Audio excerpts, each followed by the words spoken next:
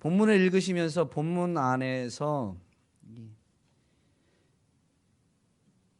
첫 번째로 이 트러블을 찾으시는 게 묵상 훈련하는데 좀 도움이 됩니다. 이 트러블이라고 할 수 있는 것은 어떤 문제, 또 뭐 병, 어떤 아픔, 뭐 이런 것들을 가리키는 것인데요. 이 본문 안에 이런 것들이 무엇이 있을까라고 이렇게 찾아보시면 되고, 이 트러블을 하나님이 어떻게 이제 뭐라고 해야 될까? 해결하시는가? 물론 사람들이 트러블을 해결해 가기도 하지만 성경은 우리에게 사람의 방식을 가르치는 게 아니기 때문에 본문 안에 있는 하나님의 솔루션이 뭔가, 그 문제에 대한 해결책이 뭔가라는 것을 찾아보고, 오늘 나의 삶에서 성경에서 보여준 그 트러블과 같은 것들이 내 삶에서는 어떠한 것이 있나라고 이렇게 매칭을 시키는 것이 바로 이제 묵상이 됩니다. 본문 안에 있는 걸 찾는 것은 이제 성경 읽기 또는 성경 해석이라고 할 수 있고, 그것을 우리 삶과 이렇게 연결시키는 것은 묵상 또는 뭐 적용이라고 할 수 있겠죠. 그래서 내 삶의 이 현실에서의 본문과 상응하는 트러블을 찾으시면 이제는 현실에서 하나님의 솔루션을 우리가 찾거나 또는 기대하게 되죠. 내 삶의 현장에서도 이런 일이 있었는데 하나님 이렇게 그걸 해결하셨었구나, 이게 그거였구나, 하나님 그 말씀하시는 하나님이 지금도 그대로 역사하시는구나 라는 것을 이렇게 확인하거나, 아니면 아직 솔루션은 내 삶에서 발견되지 않고 트러블만 있다면 하나님이 내 삶에서도 이런 솔루션을 주시겠구나라고 기대하게 되고, 그것은 우리의 기도로 연결되어질 수가 있습니다. 그렇게 하시면 되는데요. 먼저 그래서 이제 성경을 같이 읽으시는데 트러블은 굉장히 많이 있긴 한데요. 이 사무엘서에서 1장에서 이제 이어질 트러블, 즉 하나님이 다루실 트러블은 뭔가라는 것을 염두에 두면서 트러블을 찾고 그것을 하나님이 어떻게 해결하시는가라는 것을 이렇게 한번 찾아보면 되는데, 그걸 염두에 두고 지금부터 읽으시는 겁니다. 조금 천천히 읽겠습니다. 그리고 여러분이 개별적으로 읽을 수 있는, 이렇게 다시 살펴볼 수 있는 시간은 오늘은 좀 짧게 3분만 드리도록 하겠습니다. 자, 우리 같이 사무엘상 1장 1절부터 18절까지 조금 천천히 읽겠습니다. 에브라임 산지 라마다임 소빔에 에브라임 사람 엘가나라 하는 사람이 있었으니 그는 여로함의 아들이요 엘리후의 손자요 도후의 증손이요 숲의 현손이더라. 그에게 두 아내가 있었으니 한 사람의 이름은 한나요 한 사람의 이름은 분인나라. 분인나에게는 자식이 있고 한나에게는 자식이 없었더라. 이 사람이 매년 자기 성읍에서 나와서 실로에 올라가서 만군의 여호와께 예배하며 제사를 드렸는데, 엘리의 두 아들 홈니와 비느하스가 여호와의 제사장으로 거기에 있었더라. 엘가나가 제사를 드리는 날에는 제물의 분깃을 그의 아내 분인나와 그의 모든 자녀에게 주고 한나에게는 갑절을 주니 이는 그를 사랑함이라. 그러나 여호와께서 그에게 임신하지 못하게 하시니 여호와께서 그에게 임신하지 못하게 하심으로 그의 적수인 분인나가 그를 심히 격분하게 하여 괴롭게 하더라. 매년 한나가 여호와의 집에 올라갈 때마다 남편이 그같이 하매 분인나가 그를 격분시키므로 그가 울고 먹지 아니하니 그의 남편 엘가나가 그에게 이르되 한나여 어찌하여 울며 어찌하여 먹지 아니하며 어찌하여 그대의 마음이 슬프냐. 내가 그대에게 10 아들보다 낫지 아니하냐 하니라. 그들이 실로에서 먹고 마신 후에 한나가 일어났으니 그때 제사장 엘리는 여호와의 전 문설주 곁 의자에 앉아 있었더라. 한나가 마음이 괴로워서 여호와께 기도하고 통곡하며 서원하여 이르되 만군의 여호와여 만일 주의 여종의 고통을 돌보시고 나를 기억하사 주의 여종을 잊지 아니하시고 주의 여종에게 아들을 주시면 내가 그의 평생에 그를 여호와께 드리고 삭도를 그의 머리에 대지 아니하겠나이다. 그가 여호와 앞에 오래 기도하는 동안에 엘리가 그의 입을 주목한즉 한나가 속으로 말하매 입술만 움직이고 음성은 들리지 아니하므로 엘리는 그가 취한 줄로 생각한지라. 엘리가 그에게 이르되 내가 언제까지 취하여 있겠느냐 포도주를 끊으라 하니 한나가 대답하여 이르되 내 주여 그렇지 아니하니이다. 나는 마음이 슬픈 여자라 포도주나 독주를 마신 것이 아니요 여호와 앞에 내 심정을 통한 것뿐이오니 당신의 여종을 악한 여자로 여기지 마옵소서. 내가 지금까지 말한 것은 나의 원통함과 격분됨이 많기 때문이니이다 하는지라. 엘리가 대답하여 이르되 평안히 가라. 이스라엘이 하나님이 내가 기도하여 구한 것을 허락하시기를 원하노라 하니 이르되 당신의 여종이 당신께 은혜 입기를 원하나이다 하고 가서 먹고 얼굴에 다시는 근심빛이 없더라. 아멘. 자, 여러분 개인적으로 또 말씀을 한 번 더 살펴보시면서 본문 안에 문제점, 골칫거리, 어떤 아픔이 무엇이 있는지 한번 살펴보시고 하나님이 이것을 어떻게 해결하시는가 라는 것을 한번 찾아보도록 하겠습니다.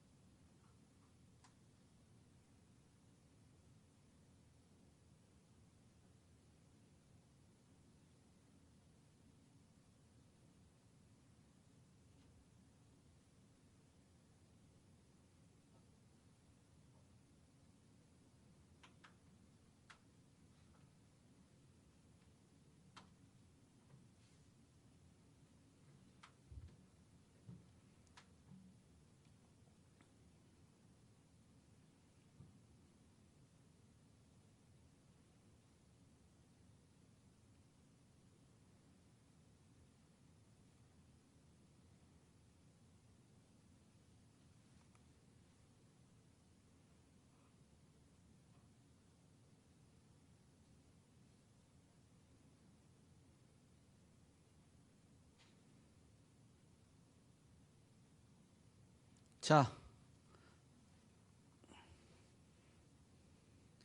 이 본문 안에 무슨 문제가 있어요?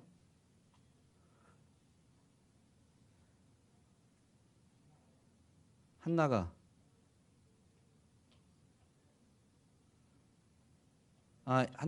아기가 없다. 한나가 아기가 없는 게 문제예요? 아니에요? 네. 아니 아기가 없다고 우리 하진일 집사님 대답하셨고, 그러면 아기가 없는 게 왜 문제예요? 네. 아기가 없어서 구박을 받으니까.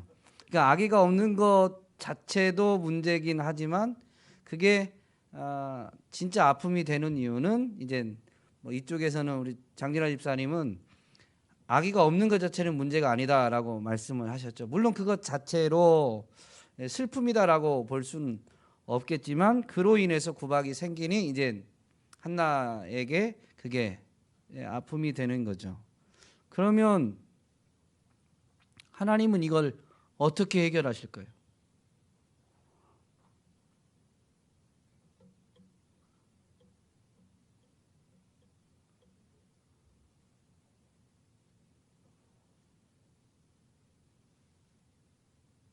하나님이 어떻게 해결하세요?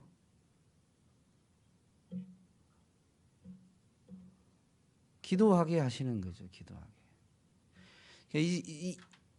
하나님이 한나에게 기도하게 하셨다라는 표현은 없어요.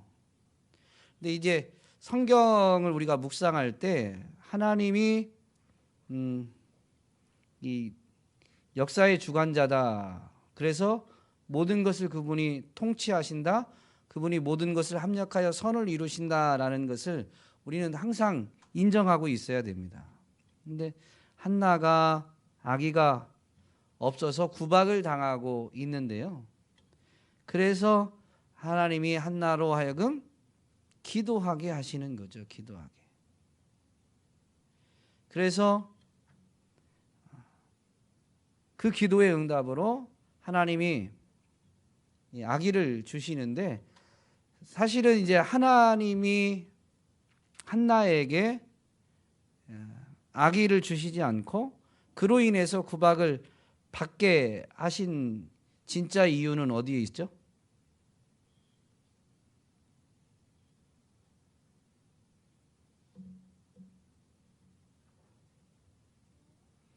한나가 기도했는데 어떻게 기도했어요?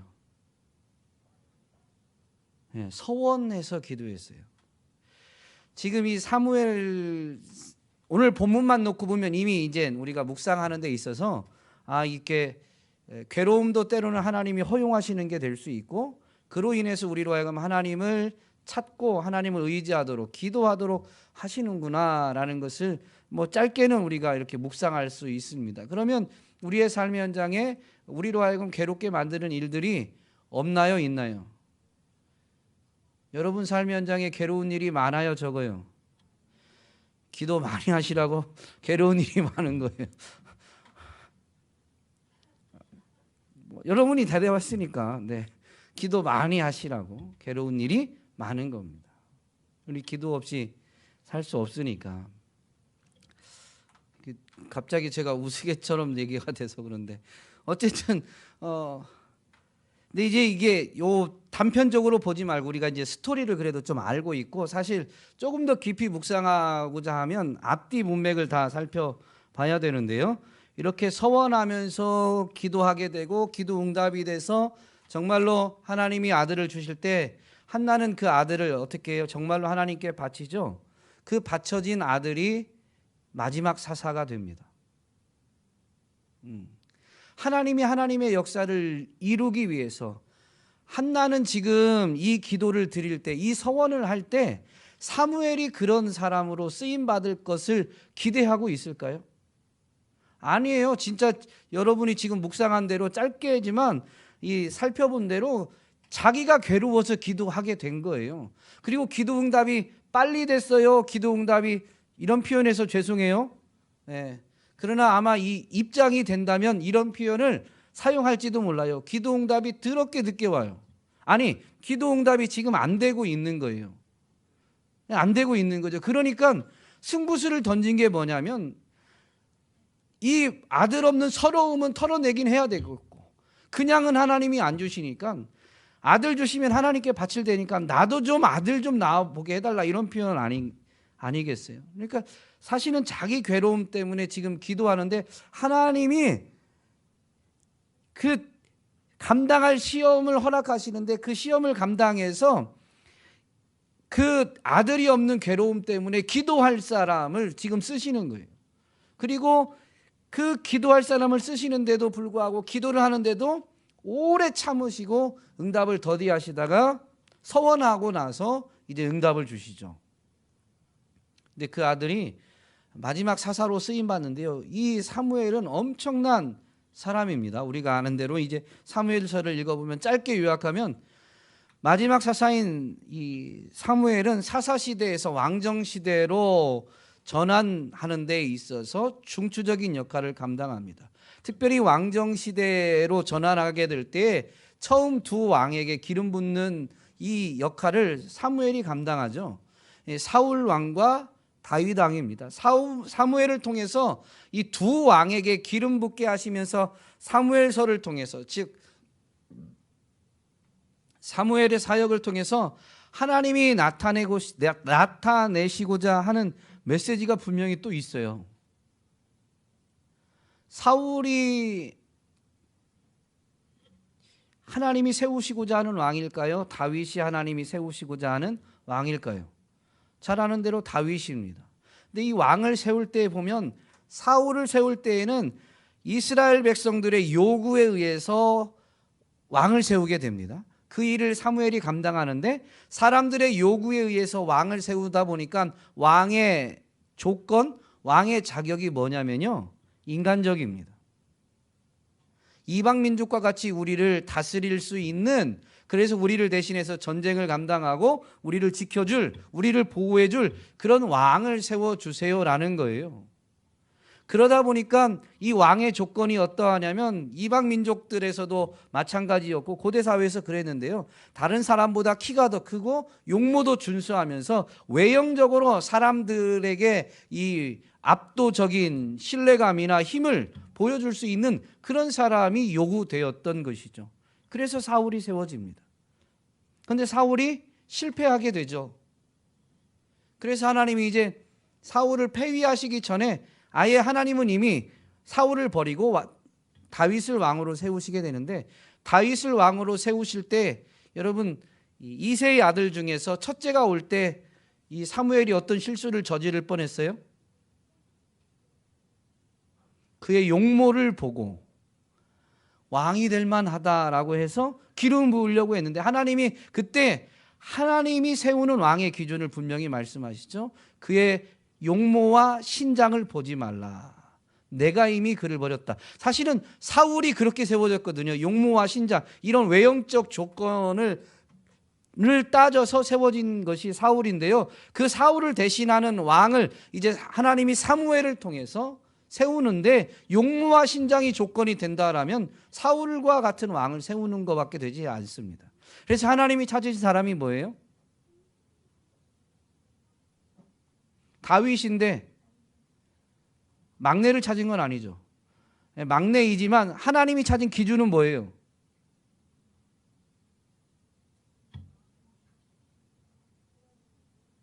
하나님 마음에 합한 사람이죠. 그런데 그게 뭐냐고요? 이걸 이제 나중에 보셔야 되는데요, 하나님이 그의 용모와 신장을 버리지 말라라고 하면서 뭐라고 하시냐면, 나 여호와는 중심을 보느니라. 그러니까 중심이 하나님께 향한 사람이 하나님이 쓰시는 사람인 거예요. 다윗이 여러 번 말씀드리는데요, 완벽한 왕이 아닙니다. 아주 도덕 윤리적으로 치면 사울보다 더 이 손가락질 받을 만한 일을 저질렀어요. 사울이 버림받은 이유는 뭐예요? 사무엘이 오기 전에 제사 드린 거하고, 그리고 이 아말렉을 진멸하라고 했는데 하나님이 진멸하라고 한 것 중에 일부를 남긴 거예요. 인간적인 수준에서 도덕 윤리적 차원에서 평가한다면 다윗이 훨씬 더 파렴치한 사람입니다. 그런데 신약에서 평가를 보면 이 다윗은 하나님 마음에 합한 사람이라는 거예요.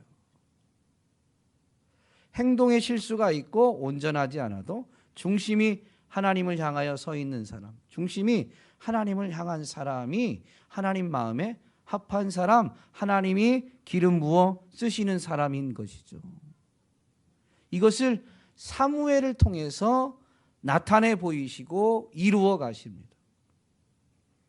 그런데 이 사무엘을 세우기 위한 지금 이 작업을 하시는데 그 시작이 뭐냐면 오늘 본문에서 보면 한나가 아이가 없는 이유는 부부관계가 안 좋거나 한나 개인의 이 건강의 문제가 아니에요. 그죠?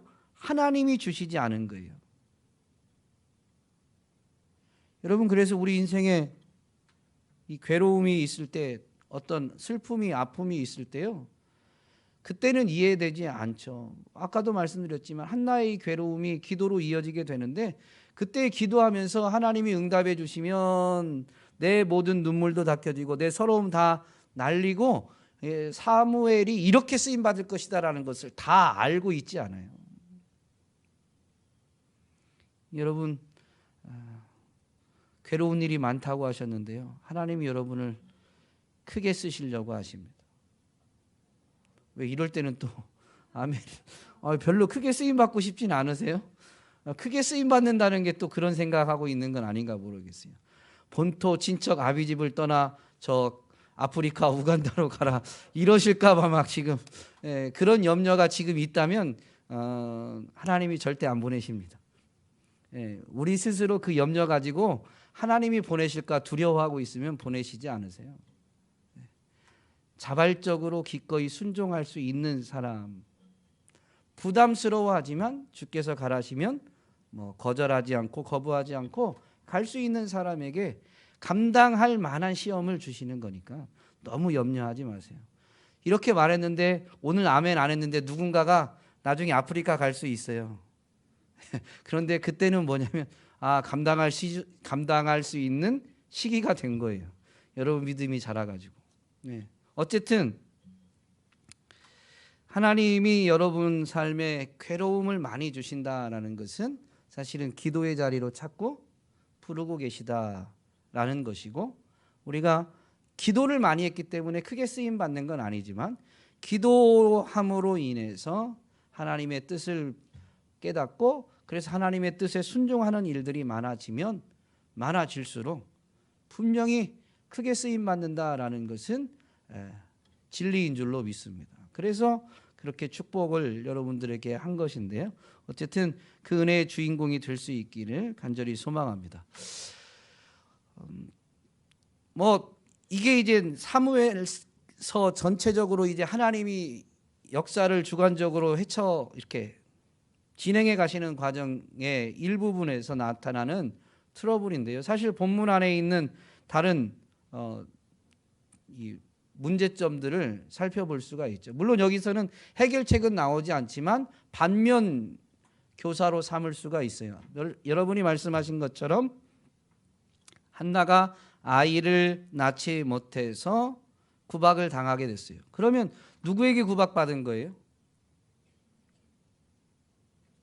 누구에게 구박받았어요? 분인나에게 구박을 받았어요. 분인나는 누구예요? 그렇죠. 두 번째 부인 엘가나, 한나의 남편인 엘가나의 두 번째 부인이에요. 엘가나는 왜 부인을 둘이나 얻었을까요? 아이가 없어서. 그런데 오늘 우리는 이렇게 사무엘서를 다 읽었으니까 한나가 아이를 낳을 수 없는 사람이었나요? 그렇지 않죠. 여기서 이제 지금은 이건 하나님의 솔루션은 아닌데 여기서 우리는 반면 교사를 삼을 수 있어요. 엘가나의 사실 신실함을 엿볼 수 있는 부분이 있지만 신실한 그 엘가나도 사실은 온전하진 않은 것인데, 그래서 그런 실수들을 통해서 교훈을 얻게 되는 것인데요, 먼저 신실함을 발견할 수 있는 부분은 뭐냐면 매년 실로에 가서 제사를 드린다는 것입니다. 정해진 시간을 빠지지 않고 지킨다. 그리고 하나님 앞에서 이렇게 신실하게 예배를 한다라는 것은 그의 신실함을 분명히 보여주는 덕목 부분이지만, 그렇게 신실한데도 불구하고 한나가 오랫동안 아기가 없자 이제 둘째 부인을 얻게 된 것이죠. 여기 본문에는 없는데 사실 둘째 부인을 얻지 않고 인내하고 기도하면서 한나의 기도가 이제 응답한 시점이니까 우리가 한번 생각해 보면, 엘가나도 같이 한나와 함께 하나님의 뜻이 어디에 있는지를 구하고, 그래서 하나님이 한나에게 아기를 주시기를 기도하면서 기다렸다면 어땠을까 라는 생각을 한번 해보게 되는 것이죠. 당시에는 여인이 아이를 낳지 못하면 뭐 여종이나, 우리 아브라함의 이야기에서도 알 수 있듯이 여종이나 부인을 더 얻어서 후사를 이을 수 있습니다. 그게 잘못된 건 아니에요. 당시 문화에서는 그게 보편적이고 어떻게 보면 당시 문화적 수준에서는 굉장히 합리적인 거죠. 누구나 다 인정하고 그렇게 하는 것이 어쩌면 지혜로워 보일 수 있는 방식을 우리가 택할 때가 참 많이 있어요. 근데 그게 도리어 지나서 우리에게 이런 아픔을 가져다 주는, 우리의 발목을 잡는 그런 덫이 될 수도 있다라는 것을 우리는 늘 잊지 말고, 그래서 하나님의 뜻을 구하는 것에 이 중요성을 결코 간과해서는 안 되는 것이죠. 한나가 이렇게 하나님 앞에 기도하는데, 기도하는 현장에서 보면 한나가 지금 기도하게 된 상황, 이 고통 때문에 기도하는 것도 어떻게 보면 하나님을 알고자 하는 게 아니라 자신이 겪고 있는 고통 때문에 기도하니까 그것도 서러운데, 그 고통 때문에 지금 울 수밖에 없는 것도 서러운데, 기도하는 현장에서 엘리 제사장이 뭐라고 해요? 술 취하지 말라 라는 오해를 받습니다. 이 기도의 자리에서 그런 오해를 받을 수 있다라는 것이 우리 인생의 아픔이죠. 사실은 더욱 뭐라고 해야 될까요? 답답한 소리를 들을 수 있습니다. 하나님의 침묵이 이렇게 오래되면, 야, 기도하면 떡이 나오냐 밥이 나오냐 뭐 이렇게 비아냥거리고, 기도한다고 되냐라고 하는 그런 소리들이 있을 수 있죠. 그런데 그때 어떻게 해야 될까요?